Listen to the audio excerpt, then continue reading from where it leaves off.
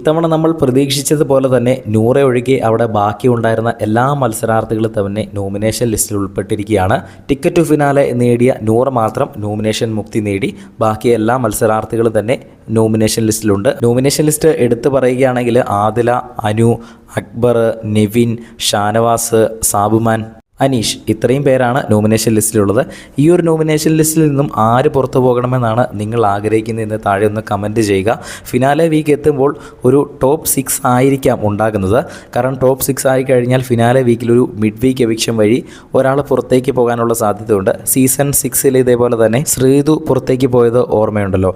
അതേപോലെ തന്നെ ഈ ഒരു സീസണിലും മിഡ് വീക്ക് എവിക്ഷൻ ഉണ്ടാകാനുള്ള സാധ്യതയുണ്ട്. അതുകൊണ്ട് തന്നെ മിഡ് വീക്ക് എവിക്ഷനിൽ ഒരാളും ഈ ആഴ്ച ഒരാളും അടുത്ത ആഴ്ച ഒരാളും പോകാനുള്ള എല്ലാ സാധ്യതയും കാണുന്നുണ്ട്.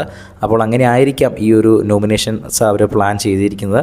നമുക്ക് നോക്കാം. എന്തായാലും ഈ ആഴ്ചയിൽ എല്ലാവരും തന്നെ 100 ഒഴികെ ബാക്കി വീട്ടിലുള്ള എല്ലാവരും തന്നെ നോമിനേറ്റഡ് ആയിട്ടുണ്ട്. നിങ്ങളുടെ വോട്ട് ആർക്കാണെന്ന് താഴെ ഒന്ന് കമൻറ്റ് ചെയ്യുക.